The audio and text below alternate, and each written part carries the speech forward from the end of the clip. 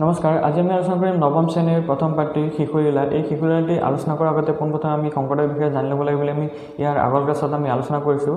কাৰণ লিখক নাইবা সেই কবিৰ বিষয়ে পোনপ্ৰথমে জানিব লাগিব, তাৰপিছত আমি সেই তেওঁ লিখা পাঠ নাইবা কবিতাৰ বিষয়ে আমি আলোচনা কৰিব পাৰোঁ। গতিকে আমি পোনপ্ৰথমতে শংকৰদেৱৰ বিষয়ে আলোচনা কৰিব লাগে বুলি কৈছিলোঁ, আৰু ইয়াৰ আগৰ ক্লাছত আমি আলোচনা কৰিছোঁ। যিসকলে চোৱা নাই তোমালোকে গৈ পেলাই জানি ল'ব পাৰা। গতিকে আজি আমি আলোচনা কৰিম যে শিশুলীলাটি আচলতে শংকৰদেৱে কি কৈছে, কি বুজাব বিচাৰিছে সেই বিষয়ে। পোনপ্ৰথমতে শংকৰদেৱে সেই শিশুলীলাত কি বুলি কৈছে, ধুনীয়াকৈ যশোদাই সাজি কাচি কি কৰি আছিলে, সম বস্ত্ৰ পৰিধান কৰিছিলে। সম বস্ত্ৰ পৰিধান কৰি পেলাই তাৰপিছত কৰ্ণত কুণ্ডল লগাইছিলে, হাতত খাৰ লগাইছিলে। এনেদৰে ধুনীয়াকৈ সাজি কাচি পুত্ৰক স্মৰণ কৰি পেলাই, কৃষ্ণক স্মৰণ কৰি পেলাই কৃষ্ণগীত গাই গাই দধিমুঠি আছিলে। আৰু সেই দধিমুঠা কাৰ্য কৰাৰ সময়তে কি কৰিছিলে, সেই শ্ৰীকৃষ্ণ এই দধিমুঠা কাৰ্যত বাধা দি পেলাই কি কৰিছিলে যে কৃষ্ণক স্তনপান কৰাব লাগে বুলি কৈছিল। আৰু সেই যশোদাই এই কাৰ্য দেখি কৃষ্ণৰ সেই মুখখনলৈ চাই যেন আৰু থাকিব নোৱাৰিলে। কৃষ্ণৰ মুখখনলৈ চাই দধিমুঠা কাৰ্য তেনেকৈ থৈ সেই কৃষ্ণক কোলাত লৈ দধি অৰ্থাৎ কৃষ্ণ স্তনপান কৰাব ধৰিলে।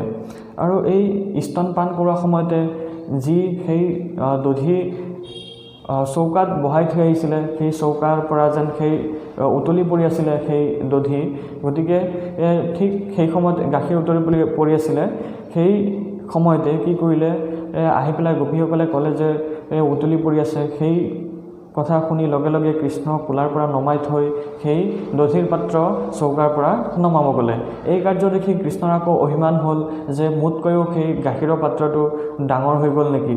সেই বুলি কৈ কৃষ্ণই কোঠাৰ ভিতৰলৈ সোমাই গ'ল, আৰু যিটো কোঠাত সেই গাখীৰৰ পাত্ৰবোৰ ওলমাই থোৱা আছিলে, দৈৰ পাত্ৰবোৰ ওলমাই থোৱা আছিলে, সেই গোটেই পাত্ৰবোৰ ভাঙি চিঙি দধিক নিজেও খালে আৰু বানৰবোৰকো খোৱালে। এনেদৰে গোটেই যেন কোঠাটো যেন লেতেৰা কৰি পেলাইছিলে। আৰু সেই সময়তে যশোদাই আকৌ সেই গাখীৰৰ পাত্ৰ নমাই থৈ পুনৰ সেই কৃষ্ণৰ ওচৰলৈ আহিল, আৰু কৃষ্ণৰ ওচৰলৈ আহি পেলাই দেখিলে সেই কৃষ্ণ নাই, অৰ্থাৎ কোঠাৰ ভিতৰত সোমাই গ'ল। কোঠাৰ ভিতৰত গৈ পেলাই দেখিলে যে গোটেই কোঠাটো লেতেৰা হৈ আছে, অৰ্থাৎ ভাঙি চিঙি পৰি আছে গোটেই পাত্ৰবোৰ।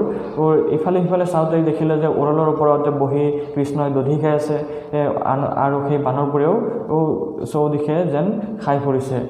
এই কাৰ্য দেখি যশোদাৰ সেই খং উঠিল, আৰু সেই খং উঠাৰ লগে লগে যশোদাই হাতত এছাৰি এডাল ল'লে। আৰু এই এছাৰি লোৱা কাৰ্য দেখি পেলাই আকৌ সেই কৃষ্ণই ভয়তে সেই কি কৰিলে, উৰলৰ পৰা নামি দৌৰিব ধৰিলে।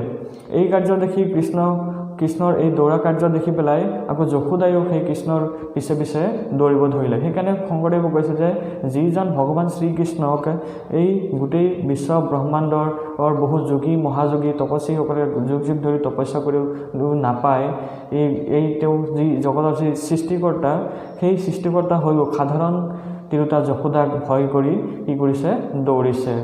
এইবাবে কৈছে যে তেওঁৰ মহিমা বুজাটো একেবাৰে টান, সহজ কথা নহয় ভগৱান শ্ৰীকৃষ্ণৰ লীলা অৰ্থাৎ মহিমা বুজা।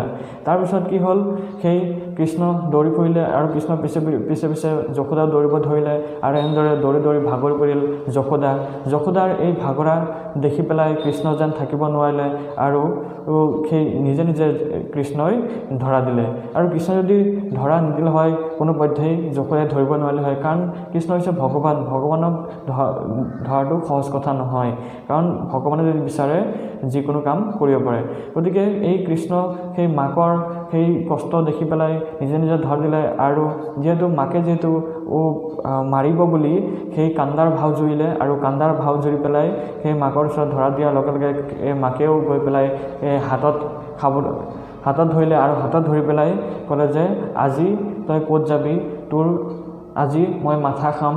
যে সাধাৰণ মাকৰ নিচিনাকৈ সেই শ্ৰীকৃষ্ণক যেন গালি খপনি পাৰিছে। আৰু এই দেখি পেলাই কৃষ্ণৰ সেই মাকৰ সেই যশোদাৰ সেই খং দেখি পেলাই সেই